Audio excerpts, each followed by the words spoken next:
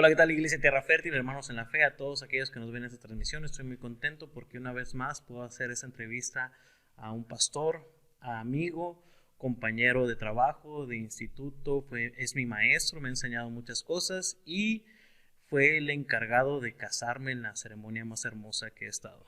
Pastor Martín, Dios le bendiga, ¿cómo está? Hola, buenos días, Roberto. Pues ya lo dijo todo lo que somos amigos, fuimos compañeros de instituto y después me tocó ser maestro y bueno, me tocó casarlo y pues es un privilegio estar el día de hoy aquí. Gracias por acompañarnos y pues vamos directo a las preguntas, pastor. Por lo regular siempre vamos al testimonio de los pastores y de niños no eran convertidos o no iban a la iglesia, pero en su caso es diferente. Desde niño estaban en el evangelio. ¿Cómo fue su infancia dentro de la iglesia? Pues mi infancia fue una infancia muy feliz porque tenía dos familias diferentes. Los Cruz venían de familia de Iglesia Apostólica en la Fe en Cristo Jesús. Mis abuelos son fundadores de la iglesia, de la número 20, porque ahí se dicen por número, el número 20 que está en la Colonia Presa, son los fundadores, son los que regalaron el terreno y que construyeron la primera iglesia. Entonces yo un domingo iba a la iglesia apostólica, a la escuela dominical.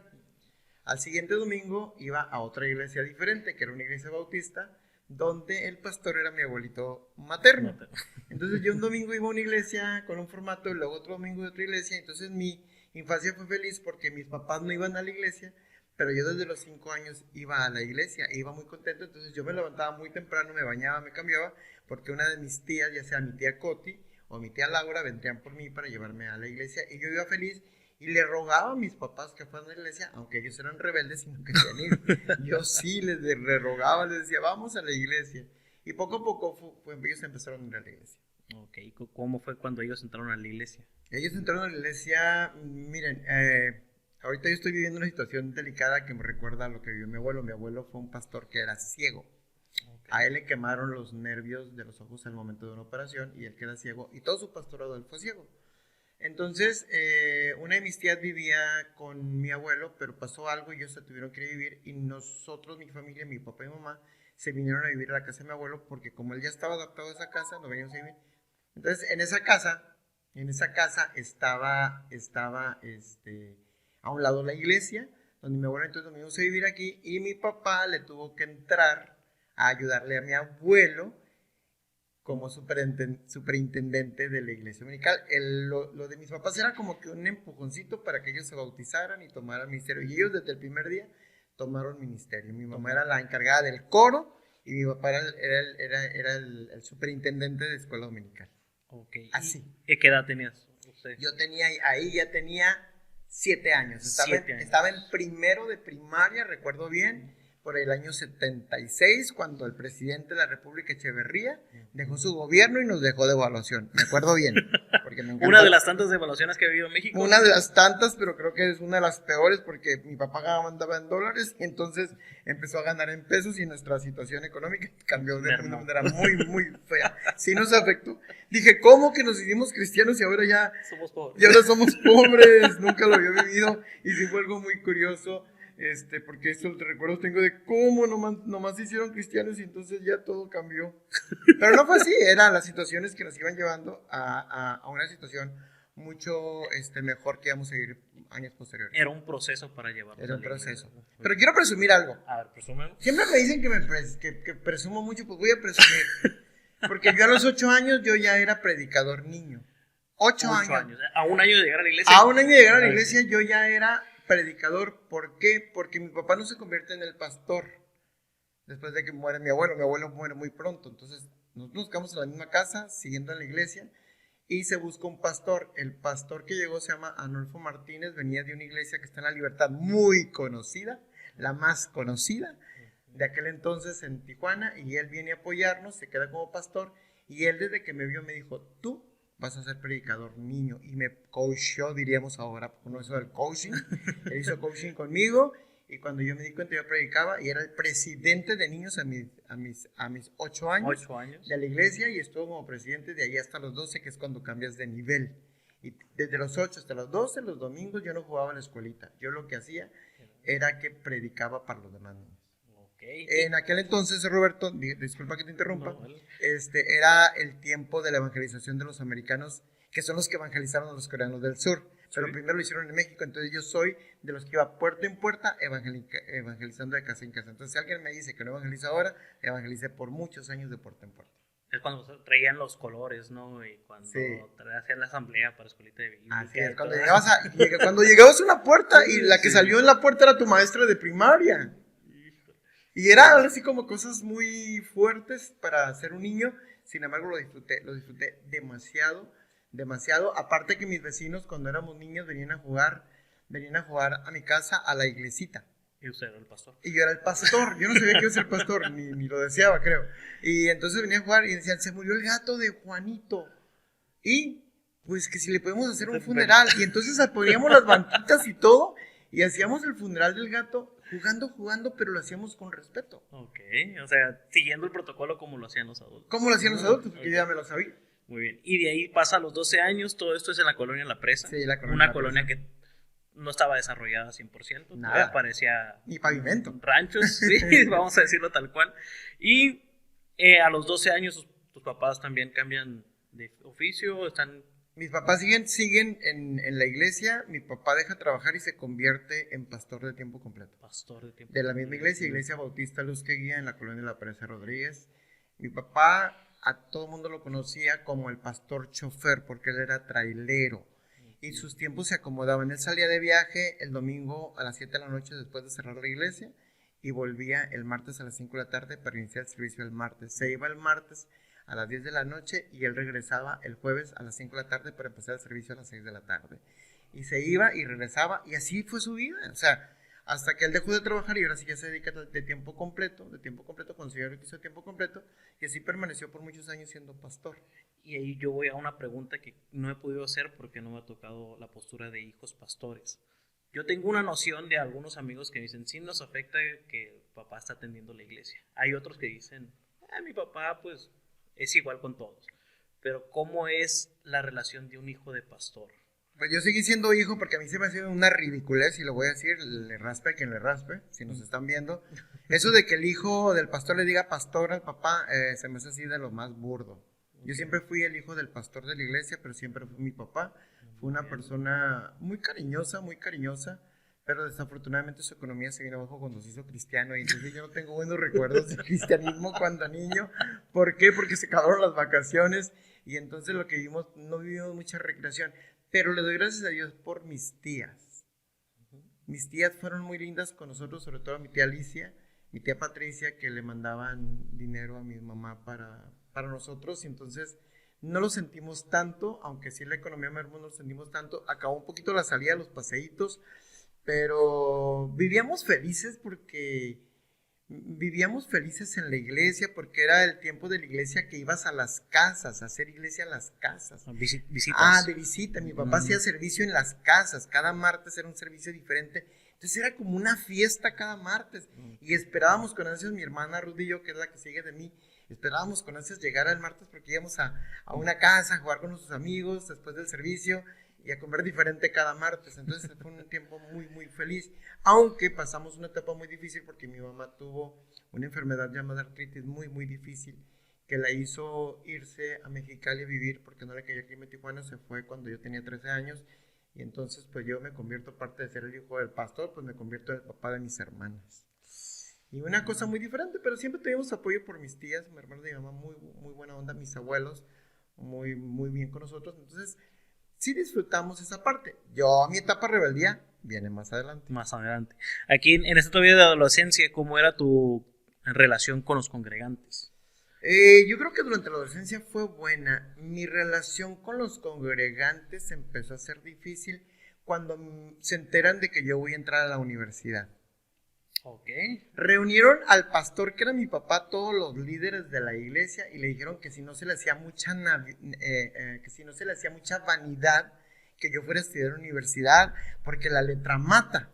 Y le dijo, mi papá le dijo, no se me hace mucha vanidad, al contrario, hay 2 herencias que le puedo dejar a mi hijo. Le debiese dejar 3, pero me dijo, le voy a dejar 2. La primera que le puedo dejar es que venga a los pies de Cristo, y creo que eso ya está. Y la segunda, una carrera para que tenga cómo trabajar y que su vida sea mejor que la mía. Y la tercera que le voy a dejar es dinero, pero pues en estos momentos no lo tengo. Sin embargo, digo, qué bueno que mi papá era pobre, porque el día que me casé me regaló la casa donde vivo. Lo bueno que eran pobres. Y me dijo, no tengo que darte, pero tu mamá y yo te vamos a regalar la casa del abuelo, que era la casa del pastor, de mi abuelo pastor, que es donde yo todavía vivo. Y es un lugar donde siempre ha habido bendición, porque siempre hemos tenido reuniones en casa, donde los vecinos saben que ahí van a encontrar el milagro. Ajá. Entonces mi vida, la verdad, sí fue feliz. Faltaron algunas cosas, pero pues sí fuimos felices. Okay. Me gusta mucho el cine, pero de adolescente nunca lo fui. Okay. ¿Por qué? Porque no había para. No ibas al cine, no. Solamente hasta que entras a la universidad empieza a cambiar la forma de ver de la vida, de socializar. Ya no son los amigos solamente de la iglesia, ahora son de la universidad. ¿Cómo es ese cambio? Pues fue muy bueno porque siempre he tenido gente que me cuida. Y dirás, ¿cómo que te cuida? Sí. Ellos se enteraban de que mi papá era pastor y me decían, tú no te puedes portar mal, tú no puedes hacer esto, tú no puedes drogarte, tú no puedes improvisarte. Y decía, pero yo quiero probar. No. Tenía una amiga de Ciudad de México, hermosísima, Alma, hoy esposa de un pastor. Nunca te hubieras imaginado que Alma fuera esposa de un pastor. Hoy Alma es esposa de un pastor. Ella siempre decía, ay, de ustedes que le ofrezcan droga a mi amigo, él es hijo de pastores, él es un santo. No era santo. Sin embargo, siempre tuve, creo que las oraciones de mi madre siempre estuvieron. Cuando me entró la etapa de hoy dicen antro, antes era disco, de andar de lugar en lugar, bailando. Siempre que me iba, algo pasaba y yo me tenía que regresar porque desde niño tengo don de discernimiento, entonces veía los espíritus que había en la gente en las discotecas, veía cómo se les salían y a las 12 de la noche les decía a mis amigos, yo ya me voy. ¿Cómo te vas a ir solo si vives hasta la presa? Ya no hay taxi, hasta Luna Park, lo que hoy es Clínica 27. No, pues vámonos todos. Y siempre les echaba a perder la fiesta. Y algo que tenían mis amigos que decían que encontraban mucha paz en mi casa. Y cuando yo quería visitar sus casas, ellos querían ir a la mía. Y como mi mamá es una persona muy linda, muy tranquila, muy seria, pues siempre recibía a todos. Entonces, pues yo no quería ir a mi casa, pero todos querían ir a mi casa. Y al fin tenía que doblar porque todos votaban y decían, vamos a la casa de Martín. Y mi mamá era feliz que estuvieran en mi casa mis amigos.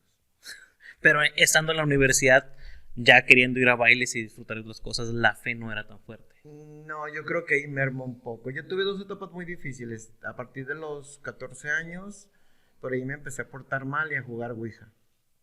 Okay. Es un secreto que tenía, que ya no va a ser secreto, que ya lo van a conocer. A veces me dicen, ¿tú qué testimonio puedes tener si siempre fuiste? No te lo platico porque te asustarías y me vas a condenar. Bueno, entre esas cosas que yo hice como adolescente ya mayorcito, era jugar Ouija y desafortunadamente no jugaba con otra persona, jugaba solo y podía describir todo lo que pasaba y el futuro de la gente. Para ello, pues ahorita les digo, jamás jueguen Ouija porque se te va a plantar un espíritu familiar que te va a fastidiar toda la vida y vienen muchas consecuencias de ello. Entonces, por ahí yo como que ya estaba un poquito alejándome de la iglesia y mi mamá los domingos que decía, vamos a la iglesia, decía, no, porque en la iglesia van puros hipócritas. Y luego siempre me decía mi mamá, pues falta uno más, ¿cuándo vas? Siempre me decía. Entonces los domingos y ella no me decía, vamos a la iglesia. Y entonces yo me cambiaba. Y cuando ya se iban a ir, yo estaba cambiando. Me dice, ¿y tú qué? Pues voy a ir a la iglesia. ¿Y quién te invitó? No, yo no necesito invitación, yo voy solo. Fue con mi mamá. Siempre fue una mujer muy inteligente, es una mujer muy inteligente a sus 82 años. Súper inteligente, súper de decirte las cosas como son a quemarropa. Si tú le preguntas a mi mamá, ¿cómo me veo, hermana? Ella te va a decir, como siempre. Y así era con nosotros. Entonces, gracias a Dios, yo sí sigo consentido porque soy el único varón entre puras hermanas, pero soy el grande. Pero también tengo una responsabilidad tremenda porque ella me quiere perfecto. Todavía ella me quiere perfecto, tú eres el ejemplo para tus hermanas, tus hijos no pueden fallar porque fallarían tus sobrinos. Siempre y a sus 82 años, que todavía tiene mucha lucidez, me dice así cosas, no te debes de cuidar. Ama a tu mujer. Sí, entonces, nunca fui un muchacho, fui un beligerante, sí, porque peleaba. Y cuando terminé la carrera, un hermano de la iglesia me dijo, dame gracias a mí porque por mis diezmos terminaste tu carrera. ¿Y saben qué hice yo? Fui a sacar el libro de los diezmos y le dije, usted nunca ha dado diezmos. Yo no tengo que agradecerle nada a usted, le agradezco a Dios, pero usted no tengo que agradecer. Ese tipo de muchacho sí fui, porque en la etapa en la que yo soy cristiano, cuando iba en la primaria, nos decían aleluyas. Y yo tenía 3 aleluyas en mi salón, entonces así como que hacíamos grupito porque todo el mundo nos hacía burla. Todo el mundo era católico. Ya en la secundaria era diferente porque en la secundaria tuve más compañeros que eran cristianos, venían de las... Nunca me imaginé que mis amigos de la secundaria iban a traer una realidad de profecía a futuro, porque yo me juntaba con pura gente del reacomodo, de la reforma, de la Sánchez Taboada, me juntaba con los pobres porque me tocó en un grupo de chamacos que vivían económicamente bien y nos despreciaban porque éramos los pobres, éramos los de tenis All Star, reciclados, ¿no? Era para lo que nos alcanzaba y todos los demás tenían Nike de piel, era lo que se usaba. Entonces yo tenía puro compañero güerito y nosotros éramos los morenitos. ¿Cuándo me voy a imaginar que pasan muchos años después y ándale que soy pastor en la Sánchez Taboada? ¿De quién? De los del Reacomodo, de los de... y que me los he encontrado. O sea, me he encontrado a mis amigos, no, es que me acabo de enterar de que sos de pastor en la Sánchez. Sí, le dije, bueno, es que ustedes me llevaron hacia me encaminaron a ese rumbo. Entonces, pues, son anécdotas que te van quedando en la vida y que te van a la vez fortaleciendo. Aún los errores te fortalecen a futuro. Quiero regresarme a un tema que mencionó, nada más así como duda. ¿Cómo es que usted paró con el juego de la Ouija? Que dijo, ya no más. ¿Cuándo paró con el juego de la Ouija? Cuando el espíritu de la Ouija me empezó a decir quién era, cómo se posesionó de esa tabla, y fue una cosa muy fuerte. Y entonces ese día yo había aprendido velas y, ¿no? Y cada vez le agregaba más cosas raras. Al ritual, y ese día yo estaba, la Ouija estaba en el suelo, yo estaba de pie, y yo movía con mis manos desde arriba el corazón de la Ouija. Entonces ese día sentí que la energía de la Ouija me empezó a entrar, a recorrer por las manos, hasta llegar al área de los codos. Ahí yo dije, esto aquí paró, y aventé todo. ¿Y qué hice? Tiré todo, lo eché al bote de la basura porque al siguiente día pasaba el de la basura, y dije, era una basura. ¿Y qué creen? Vi que se llevaron el bote. Pero yo tenía un lugar. ¿Se acuerdan de aquellas maletas antiguas que les llamaban petaquillas? Uh-huh. En mi casa había varias petaquillas y en una petaquilla yo escondía la Ouija. Entonces, ese día cuando se fue el de la basura, yo dije, ay, qué bueno, ya me quité esto, me liberé. Y cuando fui a la petaquilla, la Ouija estaba otra vez ahí. Y lo volví a hacer y volvió a pasar lo mismo, hasta que recordé que yo era un hijo de Dios mal portado y le pedí perdón a Dios y me hinqué y le dije, Señor, dime cómo le hago para deshacerme de esto que ya no es un juego, sino es un maleficio para mi vida. Y el Señor me dijo, separa los elementos de la Ouija y ponlos en bolsas de plástico diferentes y lo echas al bote de la basura. Quiebras el cuadro y separa las cosas. Y entonces ya lo llevé y no volvió a aparecer, pero sí quedó un espíritu que te puedo decir que me ha perseguido. Son consecuencias y que me deja marcas. Uh-huh. Y una cosa muy fuerte. Okay. Y pasando ya a la universidad, donde ya estaba en su etapa rebelde, podemos decir, uh-huh. porque los congregantes no lo veían bien que estudiara. Uh-huh. Y que es en una época como los 80s. Estamos hablando, sí, de 86. 86. Yo estudié en universidad 86-90. 86-90, donde estaba ya el auge de Cristo viene, uh-huh. Nadie estudia, nadie se prepare porque le das cosas a lo material, al mundo, y no te preparas para su venida. Es una época de muchas campañas también. Yo creo que en los 90 es donde empieza el Pentecostés, y usted estaba en dos iglesias que no eran del Pentecostés, nada Pentecostés, nada. Pero ya había experimentado cosas espirituales. Entonces, sí, yo desde niño, yo soy Martín el Soñador. Okay. Y yo he tenido sueños proféticos que puedo recordar desde los 6 años y que se han cumplido. Uh-huh. Y algo en el que el Señor me ha dado es cuando una persona tiene un sueño y viene conmigo, yo le digo, yo no soy adivino, pero voy a orar a Dios para que te dé lo que es. Por eso es que mucha gente que me conoce de muchos años me dicen Martín el Soñador, porque lo saben de esto, y mucha gente que no es cristiana también viene conmigo y me dice, oye Martín, fíjate que está pasando esto en mi vida, y entonces muchas veces es reflexión y yo les hablo. Entonces el don de discernimiento yo lo tengo desde niño, porque desde niño yo tuve esa cercanía con Dios. Desafortunadamente yo pude haber vivido unas cosas muy diferentes porque yo tuve la oportunidad de irme con los grupos de Estados Unidos. Tuve la oportunidad de irme a estudiar en la Universidad de Pasadena, California, pero en el último momento dije, yo creo que tengo que ser apoyo de mis papás, y siempre fuimos apoyo de mis papás, siempre, mi hermana Ruth y yo, siempre hemos sido apoyos para mis papás en cuanto a lo económico, pero también en lo moral y también en el servicio de la iglesia. Entonces, yo en el último momento dije que no, hubiera sido una muy buena oportunidad, uh-huh. pero creo que no hubiera conocido a mi esposa, ni hubiera vivido lo que estoy viviendo ahorita, pero en esa etapa universitaria, yo no era rebelde porque yo siempre estuve consciente de quién era, de que era hijo de pastor, de que mis papás siempre al servicio, Y a lo mejor no venía tanto a la iglesia, pero sí venía, nada más que el formato de iglesia es muy diferente, pero yo desde aquel entonces pues sentía que ese formato yo ya lo había rebasado, que había algo más. Desde los 18 y 19 yo sabía que había algo más, porque yo tenía experiencias espirituales muy fuertes, que no cabían ya en la iglesia, sin embargo no las comunicaba, se las comunicaba a mi papá, por cosas que vivía, y él me los explicaba.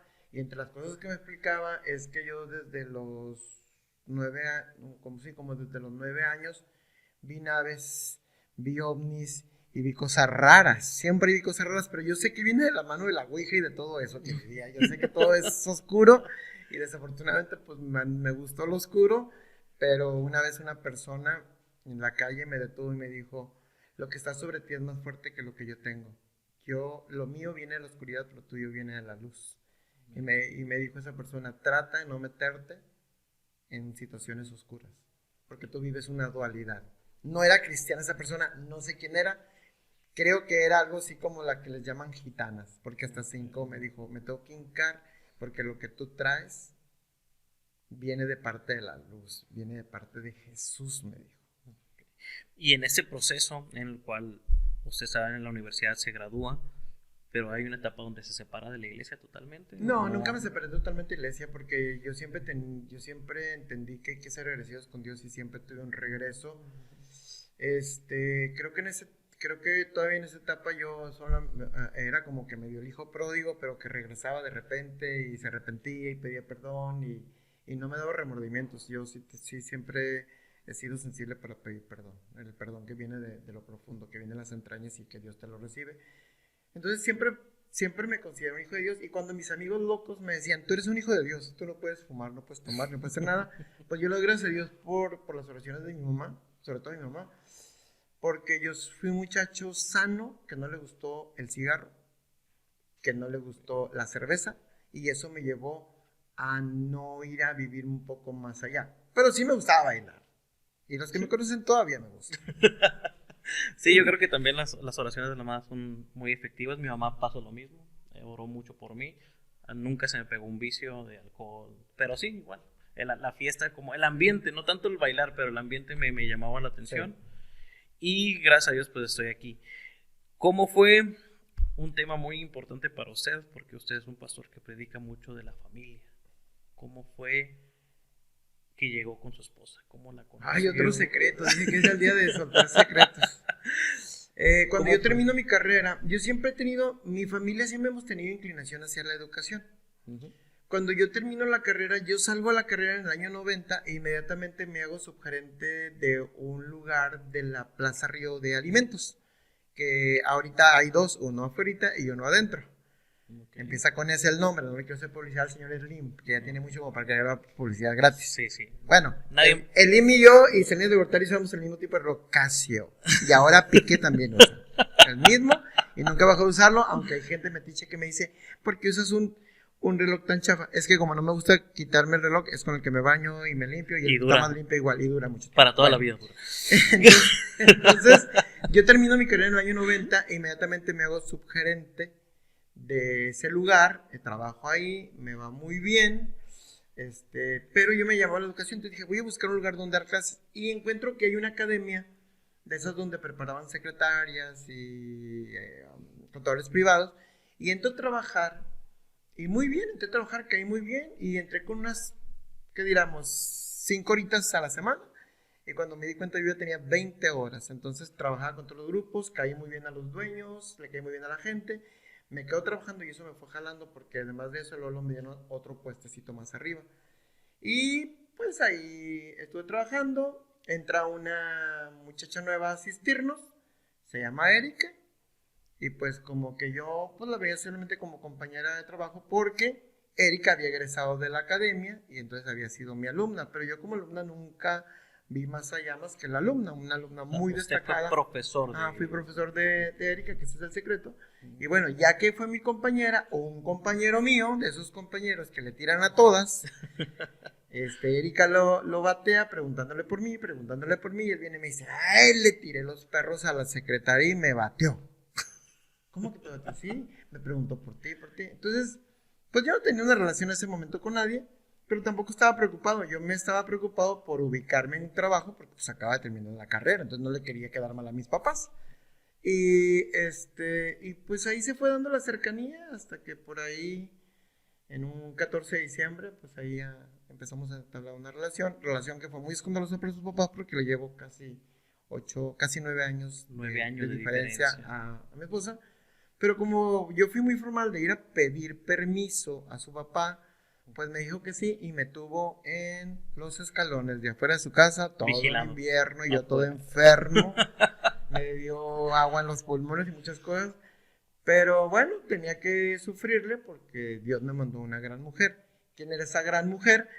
Pues la sobrina del administrador de la diócesis de Tijuana. Entonces era un choque tremendo, porque ellos tremendamente católicos, porque Erika viene de una familia de directoras de conventos, de obispos, de monseñores, de sacerdotes, y además la familia de Erika, la primera hija, era dedicada al servicio de Dios en la Iglesia Católica, por lo cual Erika estaba a punto Ella es la de mayor. irse de monja, era la hija más grande. Uh-huh. Entonces estuvo a punto de irse, y cuando ellos se dan cuenta con quién anda y que yo era hijo de pastor, pues pegaron el grito en el cielo, pero pues lo que Dios ya dictó, ya el hombre ya no puede hacer mucho. Entonces hasta que me aceptaron, que fue muy Al difícil. principio fue amor prohibido porque eran de distintas De congregaciones. congregaciones, pero nunca fue escondido. Okay. Nunca fue escondido porque yo sí desde el principio dije, pues quieres que vaya a pedir permiso a tu casa, pues voy a pedir permiso a tu casa, no tenemos nada que esconder.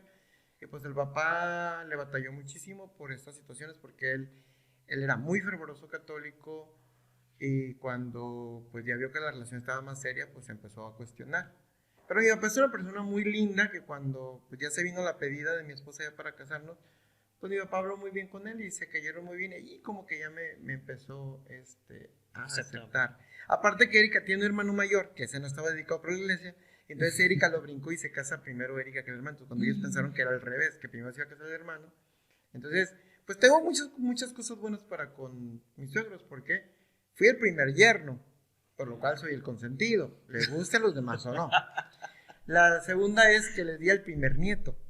Okay. Y pues mi suegro muy contento porque era varoncito. Pero aparte Martín, nuestro hijo, es hijo primero en los dos hogares. O sea, ese fue consentido en las dos casas. Entonces, pues así fue. Pero nos vamos a casar. ¿Y dónde se van a casar? Ellos muy católicos y nosotros muy cristianos bautistas. Antes de que contestes a dónde se casaron, ¿cuál es la postura que tiene usted ante esta situación?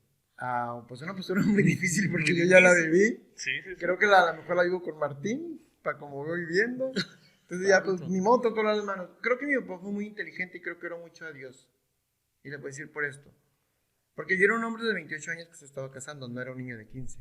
Y aunque yo nunca me salí de vivir de mi casa, porque yo siempre pensé que no necesitas irte independiente para hacer las cosas. Y que en la independencia, cuando sales de tu casa, a veces vives cosas que no debes vivir. No critico a nadie porque pues, es una historia diferente de cada quien. La mía fue más cómoda. En mi casa había quien me planchara, me lavara y me diera de comer. Entonces yo sí como que irme a hacer de comer y planchar no es lo mío. No es lo mío. Entonces yo me quedé cómodo. Yo me quedé cómodo en la casa. A los 28 años me voy a casar. Pero viene el momento en el que papá, me voy a casar. Pues me dijo, mira, tú no vas a entrar en un pleito con una familia porque nosotros no vamos a ganar esa familia para Cristo. Entonces entrando en un pleito, ¿en qué iglesia te vas a casar? Va a ser, y me dijo mi papá, tú te vas a casar en la iglesia católica. Porque nosotros a ti te sembramos a Cristo en el corazón, y el que te case en la iglesia católica no te va a hacer nada. Y digan lo que digan los cristianos y digan lo que digan los católicos. Pues bueno, siempre hemos tenido jerarquía en la iglesia cristiana evangélica, apostólica, y ahora en los pentecosteses. Siempre hemos sido gente de liderazgo. Uh-huh. Pero también éramos gente de liderazgo para la iglesia católica, porque el administrador de la diócesis de Tijuana era el tío de Erika, que era el que nos iba a casar. Entonces cuando fuimos a ver para que nos casaran, pues mi suegro pegó el grito en el cielo, es que este es hijo de pastor. Y me acuerdo muy bien que Monseñor de la Cerda, administrador de la diócesis de Tijuana, mano derecha del obispo, de aquel obispo Posadas Ocampo que murió en Guadalajara, si alguien recuerda, creo que es un hecho muy conocido.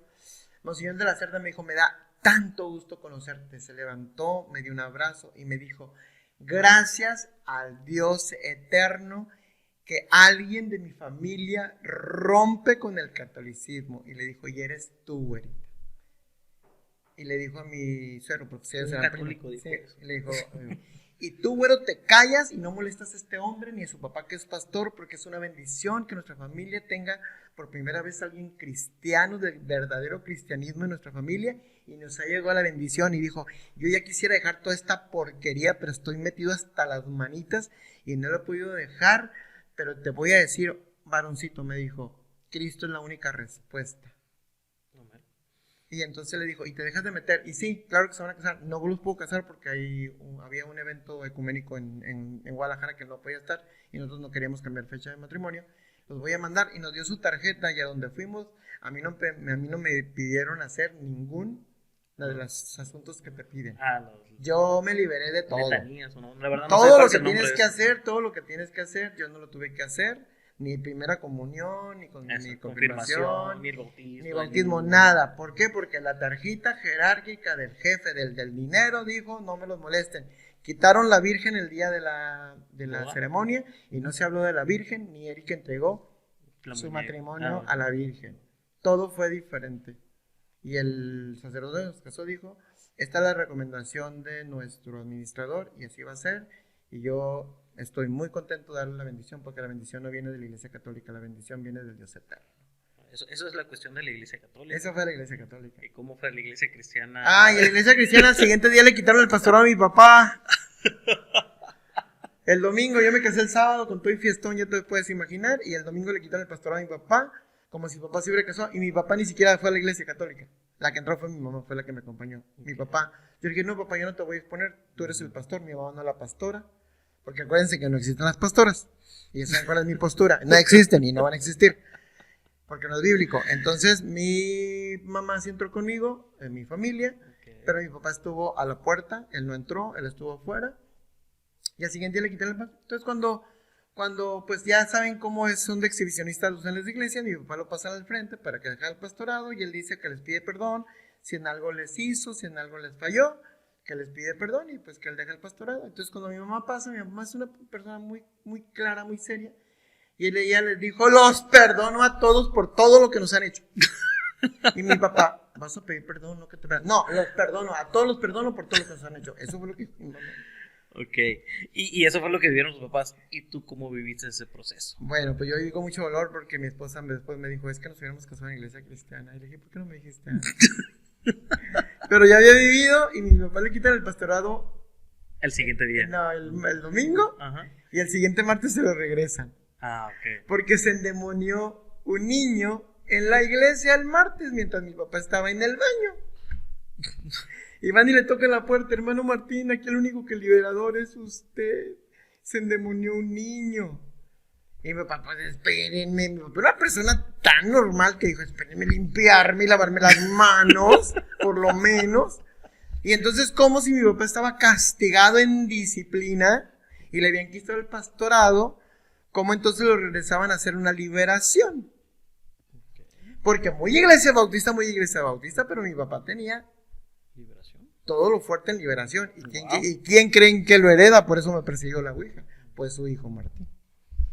Entonces nosotros hemos vivido cosas muy fuertes, y tengo otro tío que fue pastor en la iglesia apostólica, también llamado Martín, los tres Martín, y ese Martín Pinedo, como mi papá es Cruz Pinedo, mi tío Martín Pinedo era un liberador de la iglesia apostólica como no te imaginas, conocido a nivel internacional. Lo traíamos. Y el martes que pasa esto, le regresan el cargo. Ese día le regresaron el pastorado. Porque mi papá no había hecho nada. Es que no entendieron que yo tenía 28 años, que yo ya vivía mi mundo.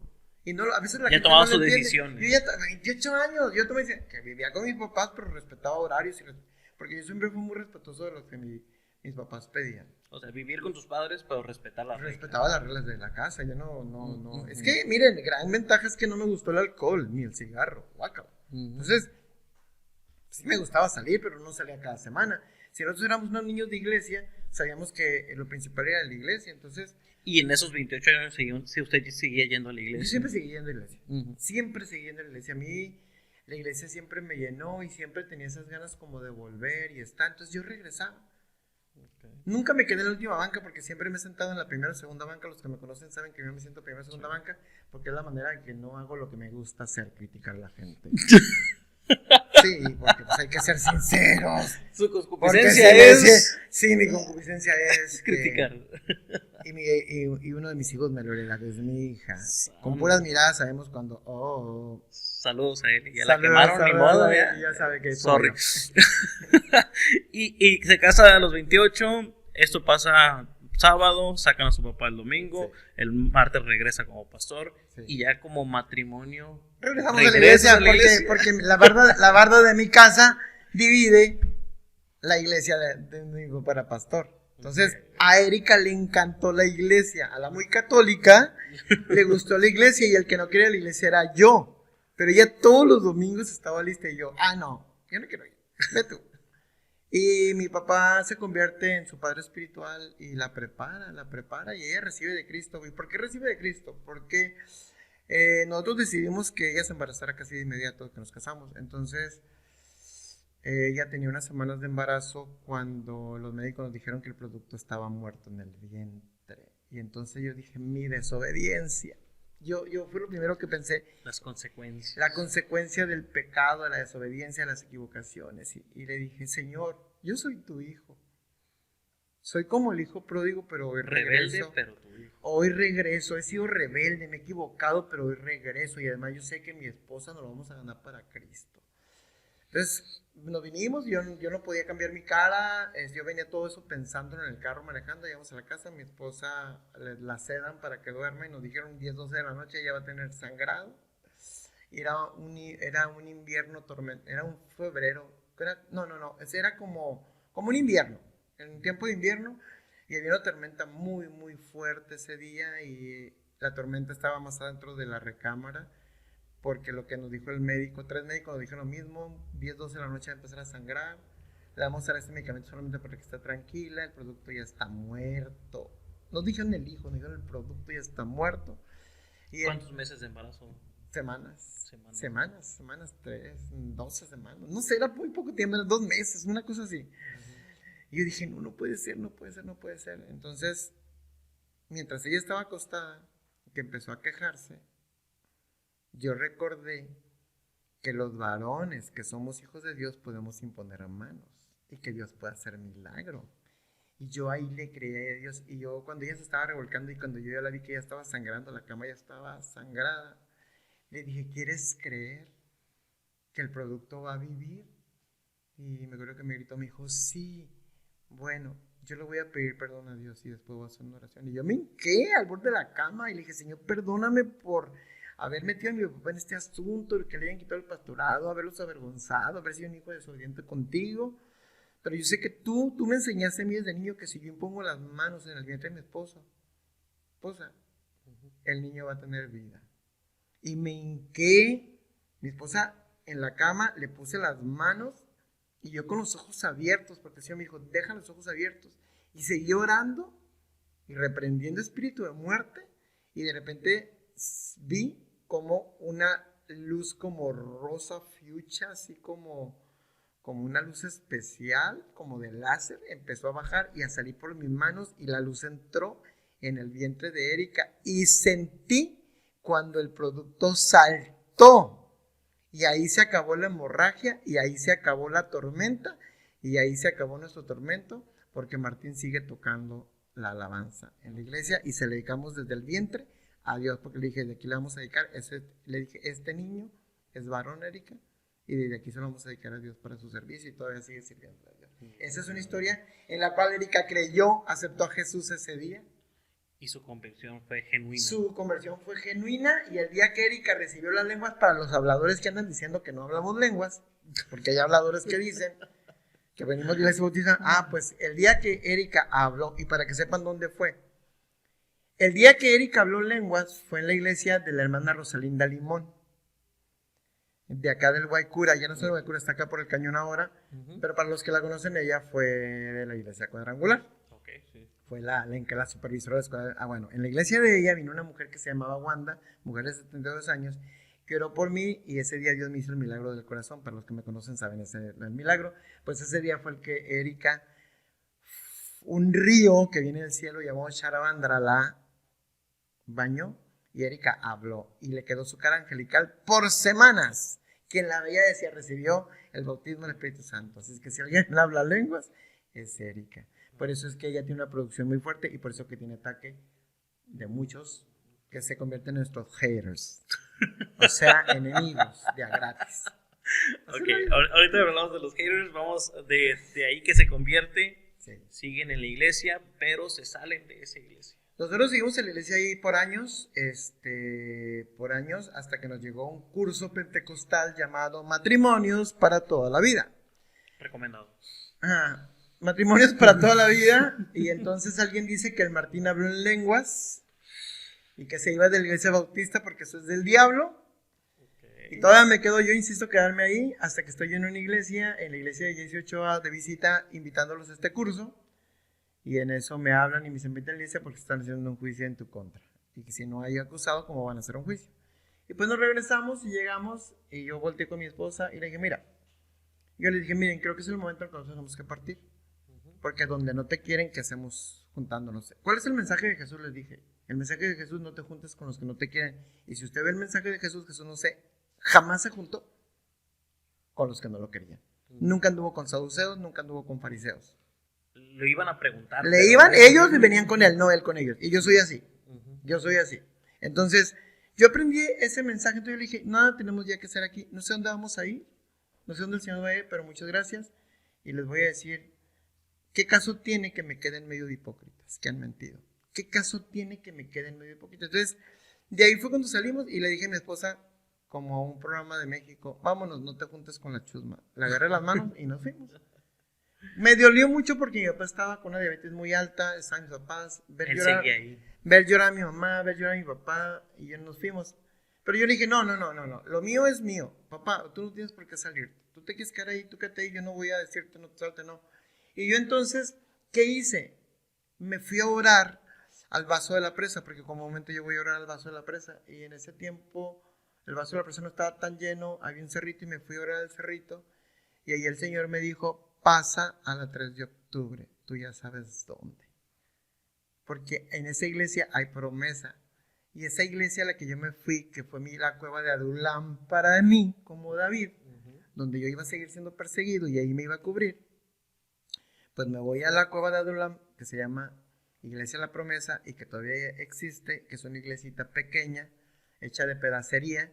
Y ahí llegamos y ahí lloramos y ahí nos levantamos y 3 años después, porque el Señor me dijo de febrero a febrero, yo llegué un 15 de febrero y me fui un 15 de febrero. Se cumplió el profético que Dios me dio y ahí nos curamos y después nos fuimos a otra iglesia. Ahí ya con los 2 hijos. Ya con los 2 hijos y Martín desde los 9 años tocando, siendo director de alabanza de esa iglesia a los 9 años, cuando alguien traicionero abandonó la iglesia y dejó de el ministerio sin aviso. Martincito se tuvo que levantar a tocar por primera vez y a dirigir alabanza. Desde los 9 años dirige alabanza ya él como dirigiendo. ¿Y cómo fue? Eso sí lo desconozco. Nos conocimos en la iglesia Manuel La Presa. ¿Cómo fue que llegó? Porque llegamos a la iglesia Manuel. La iglesia Manuel, para los que no lo saben, llega con un pastor llamado Portillo. Y ellos vienen de una iglesia que se encuentra en las 5 y 10. Ahí por 5 y 10 una iglesia que surge de la misma iglesia Luz que Guía de la Presa. ¿Cuál es la historia de ellos? 2 misioneros vienen mandados por los masones, fíjense bien, por los masones a infiltrarse en las iglesias bautistas de Tijuana y a levantar misión. Ramón García y José Romero llegan por Calexico, Mexicali, pero al venir se les descompone el carro en pleno desierto. Entonces ellos, al venir por el desierto, ya no tienen qué comer y están perdidos y van caminando y de repente encuentran unas sandías y se alimentan de las sandías. Sandías que los limpiaron de lo que traían por dentro, porque usted sabe qué pasa después de comer sandía caliente. Pues hay un proceso. Bueno, yo di ese proceso y sé que en ese proceso donde se sentían ya morir, se encontraron con uno de túnica blanca. Y le dijo, ustedes van a la presa. Y de la presa Rodríguez en Tijuana, alguien va a ir a un lugar llamado 5 y 10. Llegaron a la presa, fundaron la iglesia, mi abuelito fue el primer pastor. Y de ahí José Romero, que era un poco más alegre, que era un poco más salido del formato bautista, va y pone una iglesia de corte entre lo que le llamamos pentebautista. Okay. Acá en las 5 y Con 10. conocimiento de bautistas, pero más Iglesia alegre, llamada como... Betel, allí en 5 y 10, también muy conocida. Uh-huh. Y entonces de Betel mandan a un misionero a la presa, Okay. que es la iglesia Emanuel. Emanuel.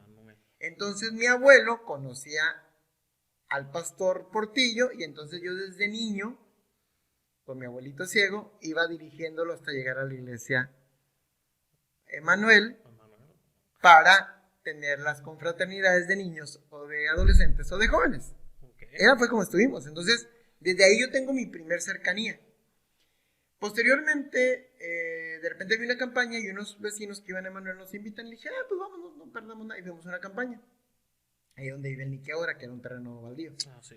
Y luego fuimos a otra y luego de repente Martín fue a un evento y supieron que tocaba y le ayudó a tocar en un evento al Nicky, algo, la guitarra, y el Nicky lo empezó a invitar. Entonces yo le dije, no podemos estar yendo a la iglesia del 3 de octubre y Martín yendo a otra iglesia. Entonces, o nos quedamos todos acá o no venimos. Entonces yo no me había dado cuenta que era febrero y en febrero 15 nos venimos de la iglesia La Promesa a Emanuel, pero llegando, como el pastor Parga ya me conocía, porque conocía muy bien a mi papá, que él era el pastor, mi papá era el pastor bautista y el hermano Parga era el pastor pentecostal. Ustedes siempre ya tenían conexión. Sí, ya nos conocíamos, y conocíamos gente de ahí, y además mucha gente del Emanuel, ¿quién creen que era su maestro? Mi papá. Lo que no entendían allá, venían con mi papá a la casa de mis papás a aprender más palabra.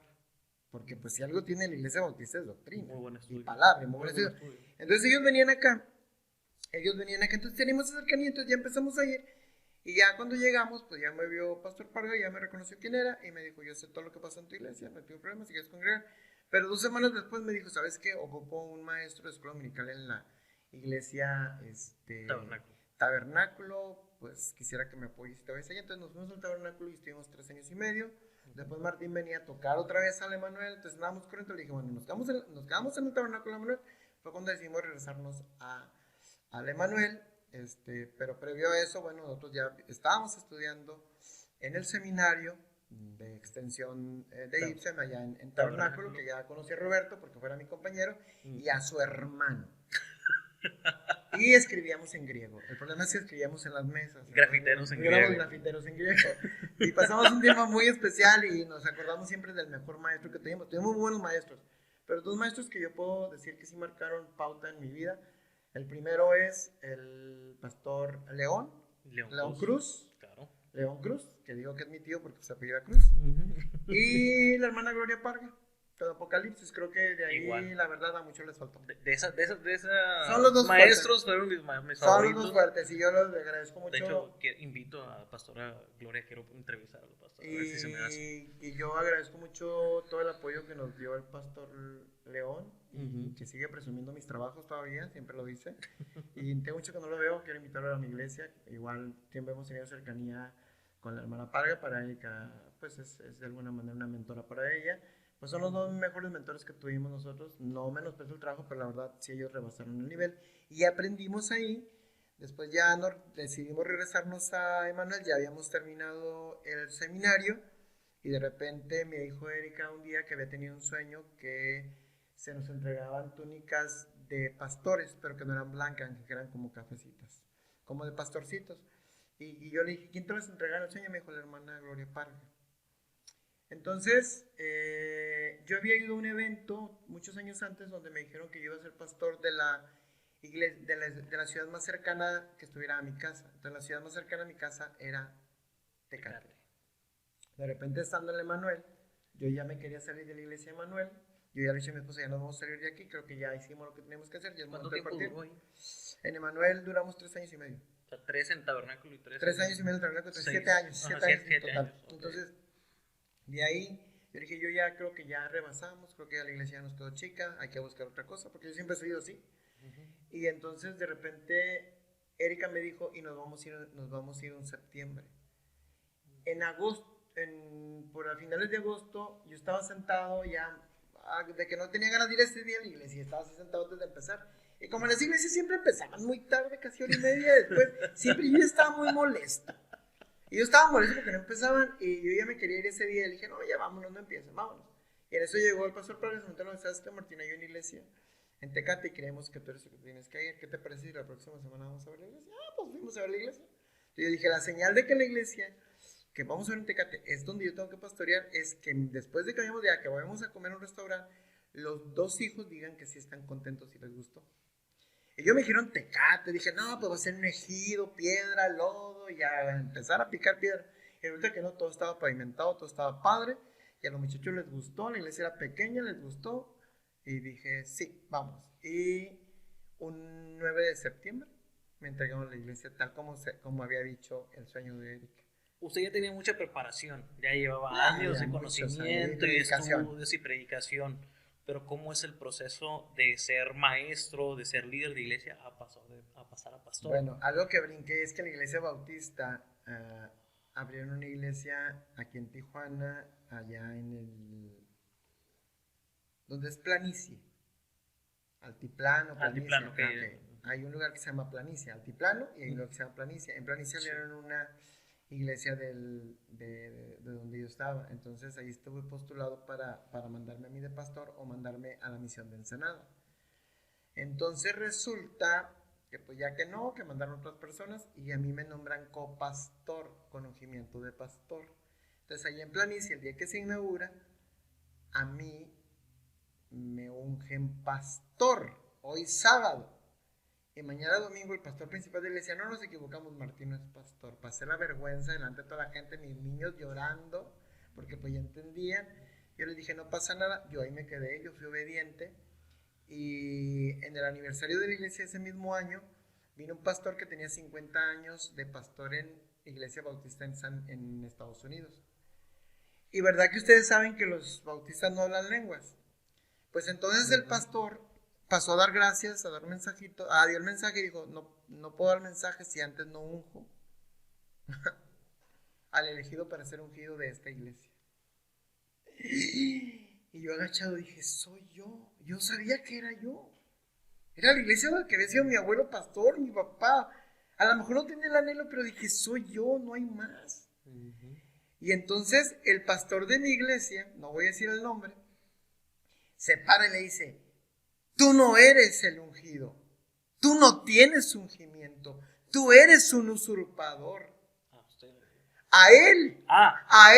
El pastor de mi iglesia se levanta creyendo que él es el que van a ungir y le dice, tú no eres, ni serás, tú eres un usurpador. Y entonces me señala a mí, él es el ungido, él es el que vamos a ungir el día de hoy. Y dice, ¿verdad que aquí hay 7 pastores? Y el pastor de mi iglesia levanta la mano y le dijo, baja tu mano porque tú no eres pastor, tú no puedes ungir. Y me pasa a mí, yo recuerdo que Erika me acaba de regalar mi traje nuevo porque pues era el aniversario y yo había sido el encargado de dirigir el evento. Me dijo, el ungido del Señor es el que dirigió el evento, no eres tú, le dijo. Y me pasan y pide aceite y pide un platón de madera, como un cuenco de madera como en la antigüedad, y vacía todo el aceite, me trae a mí. El pastor empieza a hablar en lenguas y yo le entendía todo lo que decía. En lenguas, un pastor bautista nunca había hablado en lenguas, se derrama en lenguas. Y entonces cuando ya deja hablar en lenguas, dice, vamos a ungir, aquí hay 7 pastores, ponga la mano sobre él y yo voy a vaciar el aceite. Y vació toda la botella de aceite que estaba en el cuenco y yo quedé todo manchado y yo decía, ¿y mi traje? No me importaba lo demás. Yo todavía carnalote dije, ¿y mi traje? Porque tú eres pastor. Okay. Pero ahí no fue pastor, no lo ejerció. No, porque pues no me dejaron. Pero ya. Pues, ahí es donde viene el matrimonio es para toda la vida. Y yo salgo de la iglesia y con mucho dolor. Y cuando mi pastor Parga me dijo que Tecate, yo dije, no voy a invitar a nadie porque capaz que en el último momento me dicen que siempre no y voy a pasar la vergüenza. Y todo el mundo se siente ya un poco traumado. Y vamos a entrar a un tema que tal vez sea un poco delicado porque los dos hemos sido testigos de los milagros de Dios, de lo que Dios ha hecho en su vida, pastor, principalmente. Y o se ha visto sanidades con otros, pero se ha pasado también procesos de enfermedades. ¿Cómo es esta situación de ver sanar a otros y usted padecer esto? Yo creo que tenemos un ejemplo en la Biblia que es Pablo, ¿no? Y cuando a veces no creemos muchas cosas de lo que dice la Biblia, ay, al Martín lo ha hecho creer Dios porque creer. Siempre platico alguna anécdota de algo por venir yo reclamándole a Dios, ¿por qué le perdonaste la negación que tuvo Pedro? ¿Por qué le perdonaste a David cuando lo de Betsabé? Y ese mismo día Dios permitió que yo viviera una tentación en la que tuve que salir corriendo. Porque si me hubiera quedado, hubiera ido al fracaso total. Entonces, ahora que viene esta situación de la ceguera, yo estuve en ceguera alrededor de 70 días. Ceguera, no veía rostros. ¿Total o parcial? Estuve con una ceguera al 90%. Ya tú dirás. Yo veía, los primeros días no veía nada. Estaba totalmente ciego, estaba totalmente dirigido por mi esposa. Y llegó una ceguera total donde yo oigo una mujer que me ama, que me dice, no vas a caer en depresión y no vas a entrar en ansiedad, porque la ansiedad te va a llevar a comer y a tomar lo que no es y te vas a enfermar peor. ¿Por qué? Porque he padecido la diabetes ya por 20 años, una cosa así. Entonces, ¿diabetes y presión o solamente diabetes? Diabetes. Yo presión tengo hasta hace como 6 meses. Okay. Antes de esto me dijeron, ¿sabes qué? Ahora sí ya te dictaminamos. ¿Qué fue lo que se conjuntó, no? Para que se conjuntó.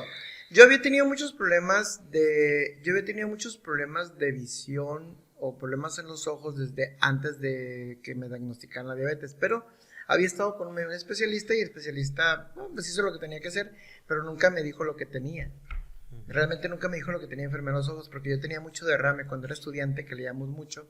Yo tenía muchos derrames y tenía astigmatismo, usaba lentes, pero nunca me dijo realmente qué tenía. Entonces me da un tratamiento, se me quita temporalmente los derrames, pero nunca supe que los derrames ahora eran internos, porque el detalle que tengas un derrame y se te vea, que bueno, pero es un derrame externo, el que ve rojo es la parte blanca del ojo. Pero el problema es que yo empecé a tener derrames internos y nunca me di cuenta, entonces no me medica. Entonces eso fue lo que detona, aparte con una diabetes mal cuidada, porque ni modo que yo le eche la culpa a Dios, Dios, ¿por qué me tienes así? No, yo a Dios no le puedo decir nunca, ¿por qué me tienes así? Porque yo fui un diabético descuidado, que se tomaba el café con 12 cucharadas de azúcar y medio bote de cremora. Entonces, ¿cómo le voy a decir? 3 litros de Coca-Cola al día, o sea, pues, ¿cómo reclamas? Entonces, fue muy descuidado, y en los últimos tiempos era cuando ya me estaba cuidando, pues fue cuando me vino. Cuando yo ya me estaba cuidando fue cuando me vino, porque yo ya estaba con insulina, porque yo ya estaba con mi medicamento, porque ya me estaba cuidando. Entonces, me viene la ceguera, y fíjense, cuando me viene el día 22 de octubre, el día que estuvimos en el auditorio. ¿El aniversario? En el aniversario del concilio, el 25 aniversario del concilio. ¿Por qué me viene ese día? Porque yo había estado expuesto desde el 21, desde el día 21.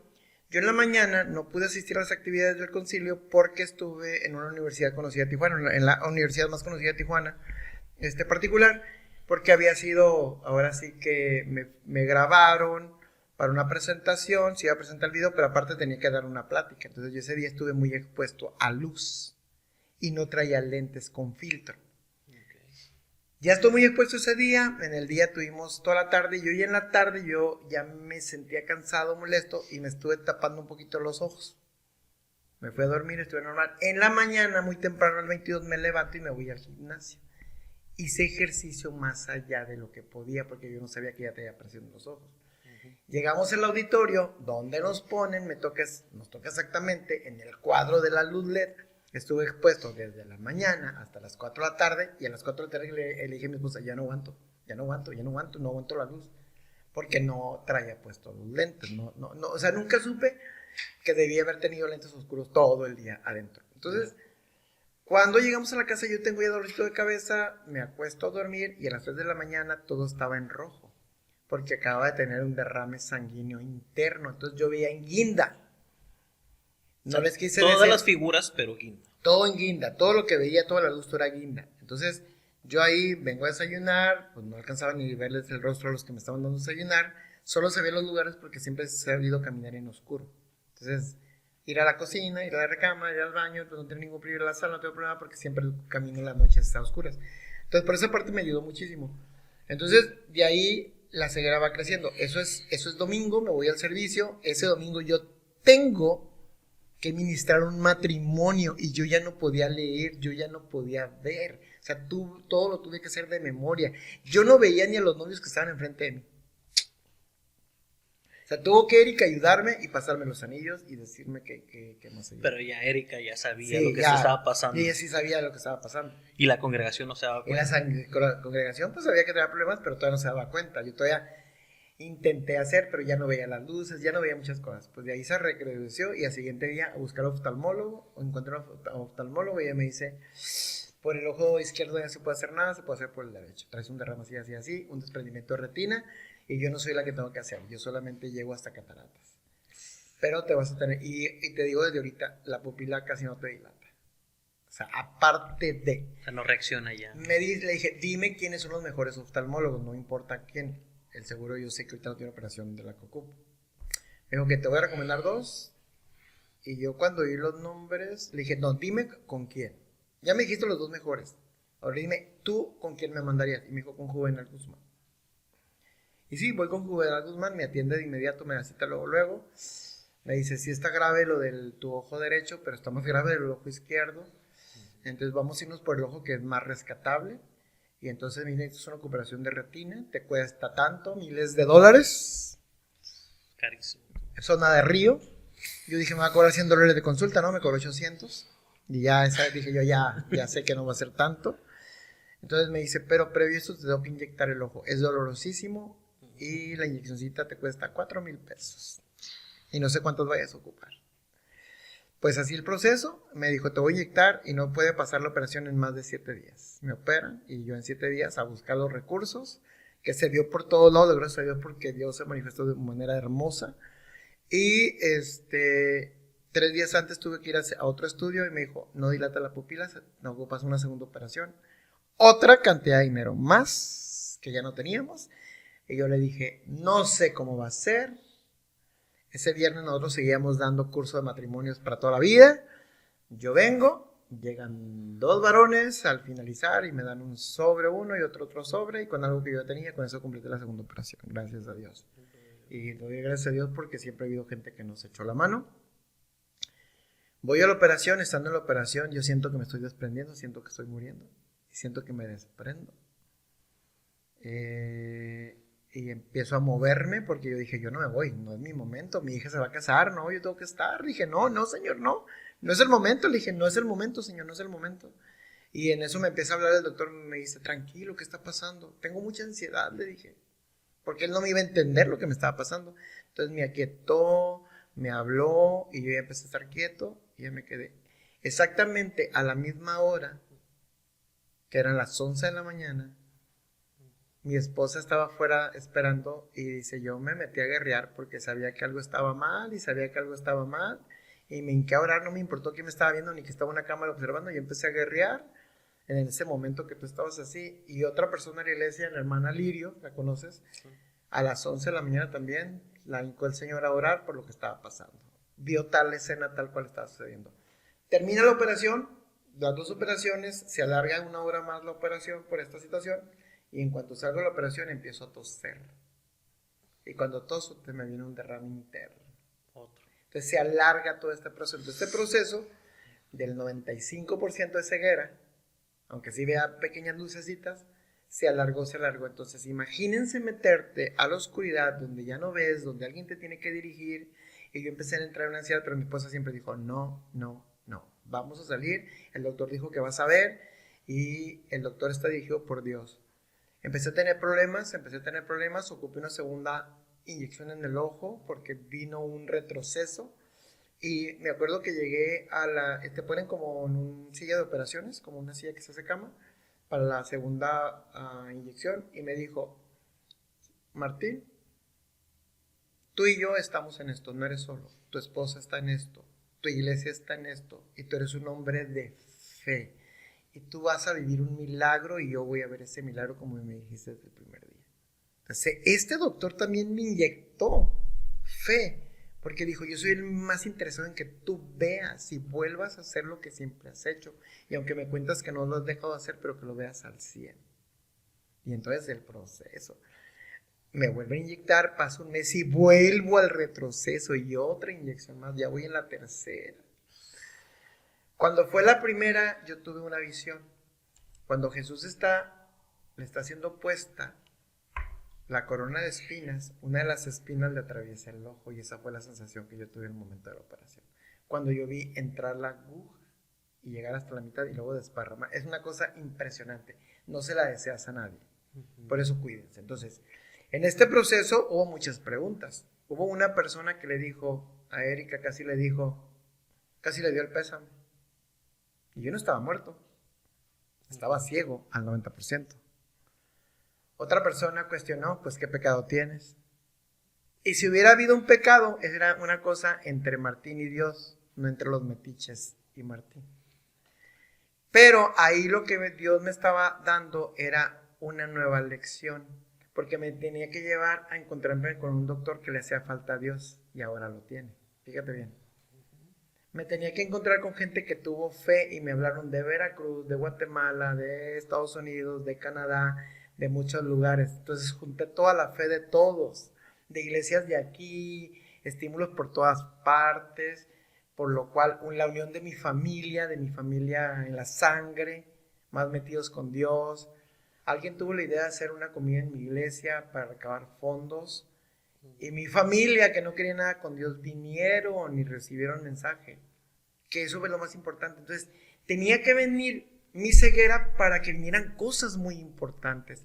Y entonces yo ya no lo tomé como, ay, porque a mí. Yo le dije, Señor, desde el primer momento que yo vi todo en rojo, le dije, ¿para qué? Dime para qué. Porque yo hace mucho dejé los por qué. Porque en los por qué yo cuestiono a Dios. Yo ahora le cuestiono y digo, ¿para qué? ¿Para qué va a servir? ¿Para que vaya con el médico? Dime qué le digo. A ver, dime qué le digo. Cuando el médico me estaba operando, oí cuando le dijo al anestesiólogo, es que algo está diferente en este ojo. Se clarificó la retina de una manera, debió haber tardado casi media hora en la limpieza de la retina y en 3 segundos estaba limpia, se clarificó. Esto viene sobrenatural. Lo oí cuando dijo y me lo confirmó cuando ya hablé con él que yo estaba consciente. Entonces, eso llegó a ese médico.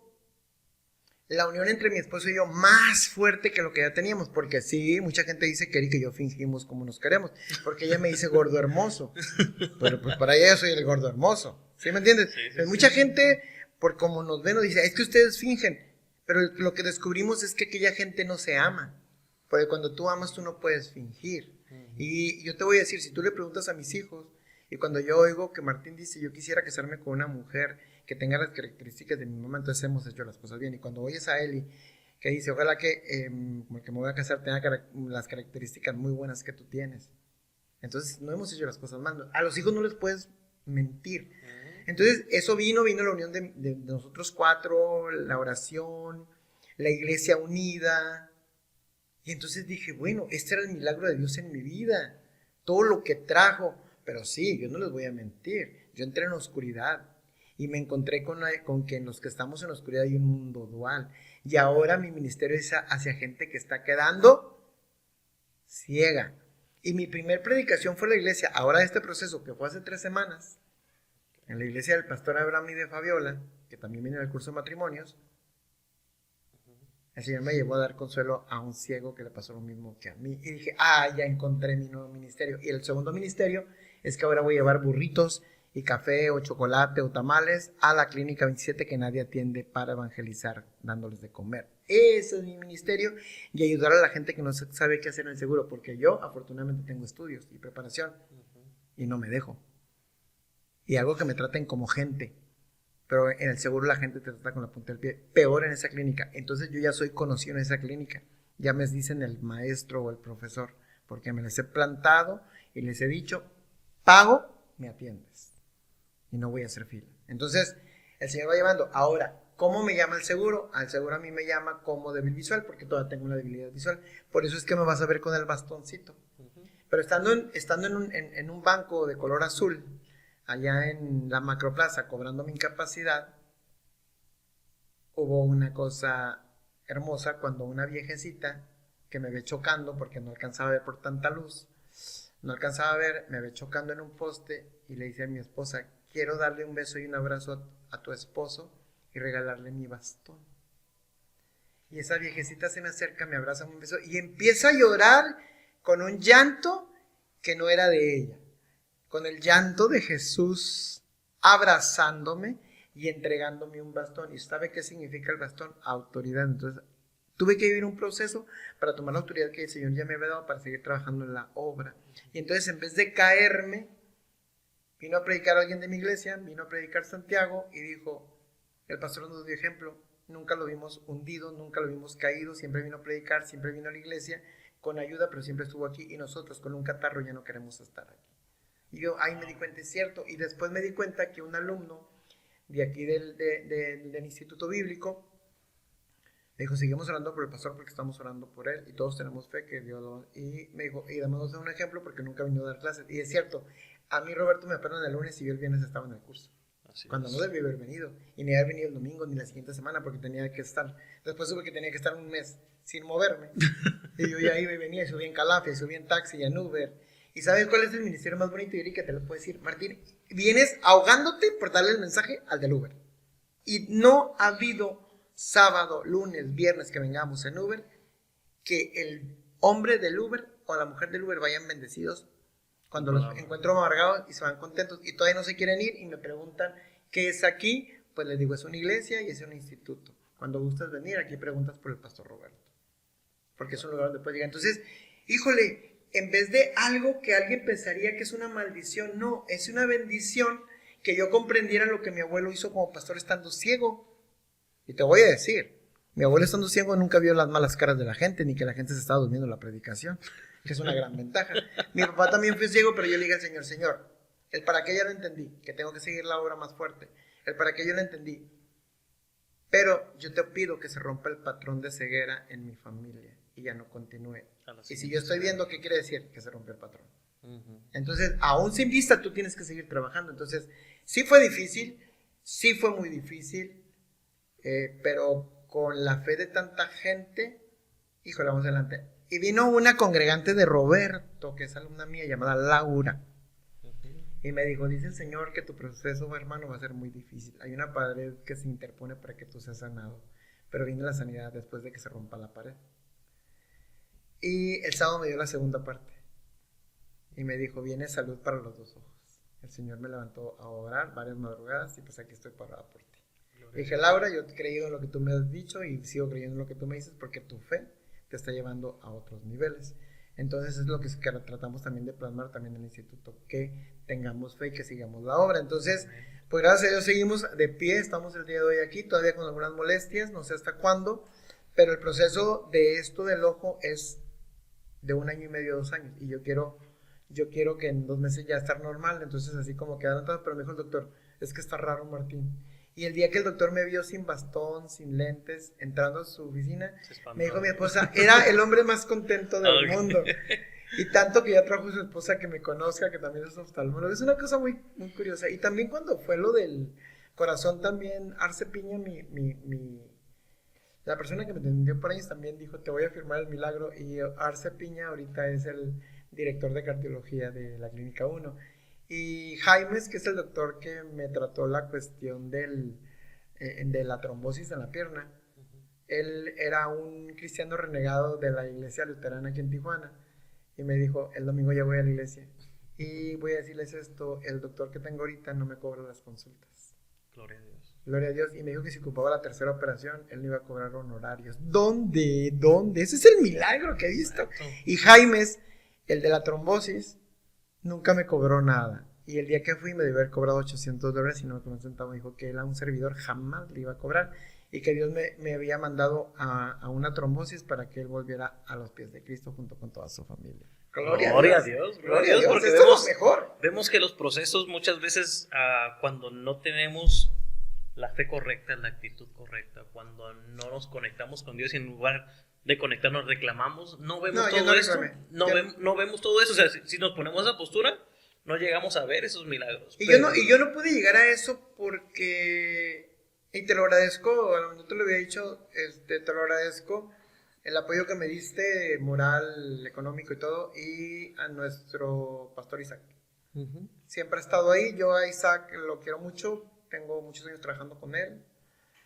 Pasan muchas cosas, pero yo sigo aquí con él fiel y le digo, y el día que me tenga que ir a otro lugar, voy a seguir fiel aquí contigo, apoyándote, Y también pues agradezco el apoyo, ¿no? Porque es ese apoyo, el darme la mano para que caminara, esperarme el sábado para que verme, los alumnos que me subían y bajaban escalones, Roberto que me da la mano todavía, mi esposa, que muchos exalumnos de este lugar me han hablado, pastor, es que vimos que tu esposa te iba dirigiendo, ¿qué pasó? Pues me pasó esto, no sabía, es que no sabíamos, pues seguimos orando. Y gente de otras ciudades hablándome. Eso es una cosa que te estimuló. Y yo te voy a decir, Roberto, yo no esperé que nadie me hablara. No esperé que nadie me diera. No esperé, porque cuando tú haces expectativas, te llenas de amargura. Y yo le dije, Erika, a mí ya no me queda tiempo para ser amargado, para tenerme en tonteras. Nosotros tenemos que seguir sirviendo. Y gracias a Dios, le voy a decir esto, agenda llena en conferencias. Estuvimos en Todo por Ti, allá en la de la Libertad, estuvimos en Todo por Ti. Estuvimos en la Iglesia de la Unión, que también es de coreanos, que cada año nos invitan, tienen a bien invitarnos. Estuvimos en una iglesia, en lugar de su presencia, allá en La Morita, no conocía yo allá. Yo dije, puro terrenazo, no todo estaba pavimentado. Y traemos agenda para abril. O sea, el trabajo no paró. Erika ya estaba dando conferencia para mujeres. Yo fui a predicar en alguna iglesia. Entonces, no hemos parado. Pero lo que más a mí me llena es que estemos fortaleciendo el matrimonio en el curso de matrimonios que estamos impartiendo aquí. Vamos en el segundo curso. Y viernes pasado el Espíritu Santo tocó a todo mundo. Entonces esto va creciendo y yo les dije en el primer curso, viene un ataque fuerte, y yo se los dije el primer día, viene un ataque fuerte, no sé para quién viene y qué creen, vino para mí. Porque yo lo dije cuando empezamos el primer curso de matrimonio, traemos mucho ataque verbal, pero eso no me importa, pero no sabemos por dónde nos va a dar Satanás.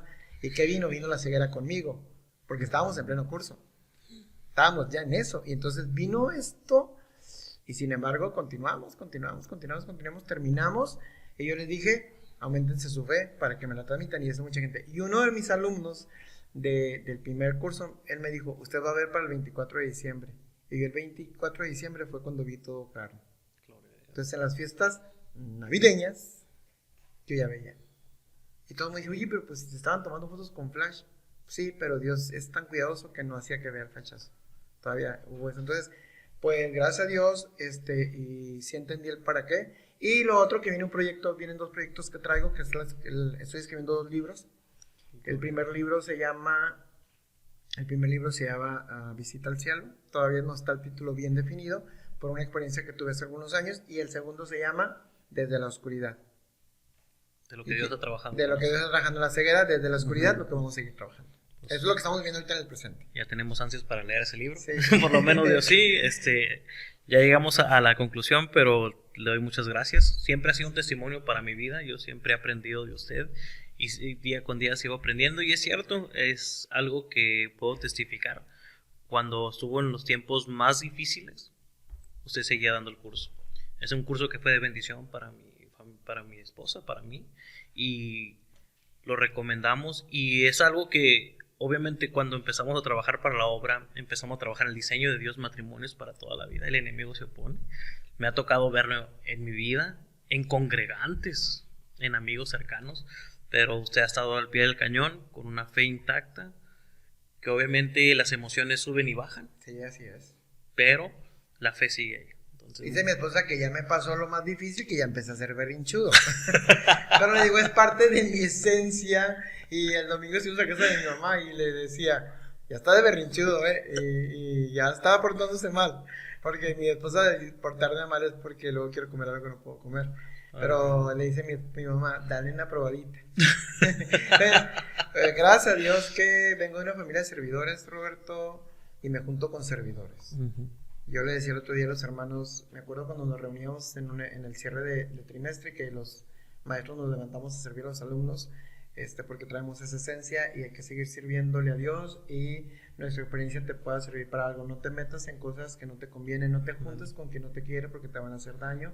Aprende lo que Jesús no se juntó, pero cuando vienen los que te hacen daño a ti, tienes que responderles. No rechazarlos. Y lo dijimos hace rato, si hay muchos haters, hay mucha gente que no te va a querer, Dios te quiere. Amén. Es lo que más importa, y tu familia siempre está contigo. Así es. Entonces, esta es creo que la moraleja o la enseñanza que nos deja esta plática, en el que No importa el proceso, tú tienes que seguir trabajando. Nunca esperes que alguien te ayude. El Señor va a mandar. Igual, si tú ves que alguien necesita, no solamente un Dios te bendiga de lejos, sino Dios te está mostrando la necesidad para apoyar. Y el pastor fue testigo de eso, como muchos tuvieron esa dadivosidad, tuvieron el amor de Cristo. Entonces, hay una anécdota que tengo en esto. Yo había estado distanciado de un amigo, porque sí lo considero amigo, porque mucho tiempo estuvimos en el tabernáculo juntos y nos apoyamos y íbamos bien, pero algo pasó y hubo distancia. Y el día que él se enteró y que me vio en una junta como yo estaba, su corazón se conmovió. Y yo le digo, mira, gracias a Dios, esto vino porque esto viene también a sanar. O sea, no más me sana a mí, sino también sana esa parte. Y le agradezco mucho también porque se portó muy bien conmigo. Él sabe quién es, él no es una persona que le gusta que diga su nombre. Sin embargo, tú sabes quién eres y te agradezco lo que haces, de que vas a ver este video y sabes que mi agradecimiento va a estar ahí y que la amistad sigue, porque eso no termina. Cuando hay una amistad, para siempre esa va a continuar. Y bueno, pues en este caminar hemos hecho más amigos, hemos encontrado, y con los alumnos que tenemos aquí en el instituto hemos encontrado corazones de servidores tremendos. amén. Porque lo veo cada vez que me ayudan, se preocupan, me dan el burrito, que no me puedo comer pero me como, y lo dicen, no puede comer harina, pero bueno, me lo como. Y sí nos dejó una muy buena enseñanza para toda la familia, para mis hijos, en el que tienen que creer y lo que Dios hace en nuestra vida y en la vida de nuestra familia. Y yo les dije el año 23, y te lo digo también a ti, el año 23 es un cambio de rumbo. Y mi vida cambió en el año 23, cambió el rumbo. Lo decía yo con mi hermana Ruth, ella trabaja en los juzgados y le vino una oportunidad, pero tuvo que irse a vivir a Mexicali. Muy bien, le está yendo, muy bien, está muy tranquila. Y cuando fuimos como parte su ovejita de la iglesia, mi esposa y yo junto con una persona que trabaja con Martín, la llevamos a Mexicali a orar por ella y le está yendo muy bien porque cambió de rumbo. Y cambio de rumbo a veces no lo entendemos, a veces tienes que ir de la ciudad, tienes que cambiar y ya no te opones. Y dice, si me quieren perseguir, adelante, se meten con un hijo de Dios, que se cuiden, porque el cáncer está, que llega al que le hace daño a los hijos de Dios. Y yo siempre lo he dicho, no vaya a ser que yo sea un pequeño o Roberto sea un pequeño con aquellos que se levantan en contra nuestra. Nosotros, ¿qué hacemos? Los amamos. Y los bendecimos. Porque sabemos que van a sufrir. Y bendecimos todos los ministerios de nuestros amigos pastores que también, ¿verdad? Siguen trabajando. Mi historia es diferente porque yo sí soy hijo de pastor. Sí. Y si alguien cree que yo nunca he ido al bordo, pues he ido al bordo, nunca he ido a un centro de habitación, año y medio trabajando con algunos amigos, dándole de comer a los pobres. Sí tengo, y empecé a evangelizar primero que muchos de ustedes. A los 8 años yo ya tocaba puertas, a los 6 años ya tocaba puertas y a los 8 años yo era predicador. Entonces, muchas anécdotas y mucho testimonio. Bueno, con eso concluimos. Les invitamos que se suscriban, le den like y muchas gracias por mirarnos al final. Espero que sea de bendición.